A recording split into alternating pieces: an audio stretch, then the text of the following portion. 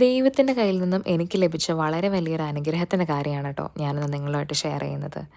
International സ്റ്റുഡൻസായിട്ട് വിദേശത്തേക്ക് വരുന്ന മിക്കവരുടെയും വലിയൊരു ആഗ്രഹമാണ്, അല്ലെങ്കിൽ വളരെ വലിയൊരു ആവശ്യമാണ് സ്വന്തമായിട്ടൊരു വാഹനം ഉണ്ടാവുക എന്നുള്ളത്. കാരണം നമ്മൾ ഏത് ഇൻ്റർവ്യൂവിന് പോയാലും അവർ നമ്മളോട് ആദ്യം ചോദിക്കുക സ്വന്തമായിട്ട് വെഹിക്കിൾ ഉണ്ടോ, ഇൻഷുറൻസ് ഉണ്ടോ, ലൈസൻസ് ഉണ്ടോ എന്നൊക്കെയാണ്. ഞാനിവിടെ വന്ന് ജോലി അന്വേഷിച്ച സമയത്ത് ഈ ക്വസ്റ്റ്യൻസൊക്കെ ഞാനും നേരിട്ടിട്ടുണ്ട്. പക്ഷെ വന്നപാടെ ഹർബറിയിലൊരു വണ്ടി എടുക്കണ്ട എന്നാണ് ഞാൻ തീരുമാനിച്ചത്. പതുക്കെ ഒരു ജോലിക്ക് കയറി 4 to 5 months ഞാനതിൽ വർക്ക് ചെയ്തിട്ടാണ് ഞാൻ ഈ കാർ എടുക്കുന്നത്.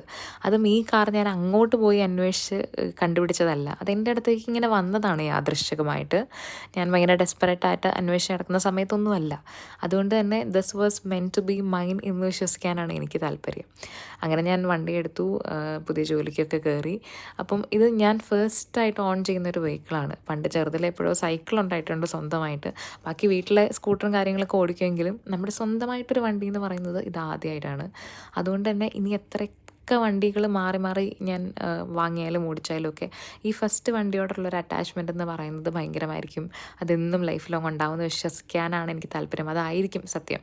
ഇപ്പം ഞാൻ എവിടെ പോയാലും ഈ ഒരു കാർ എൻ്റെ കൂടെ തന്നെ ഉണ്ട്. അപ്പം ഞാനിതൊക്കെ ദൈവത്തിൽ നിന്ന് കിട്ടിയ വളരെ വലിയ ബ്ലെസ്സിങ് ആയിട്ടാണ് ഞാൻ അതിനെയൊക്കെ കാണുന്നത്. അപ്പോൾ ഓക്കെ, ബൈ.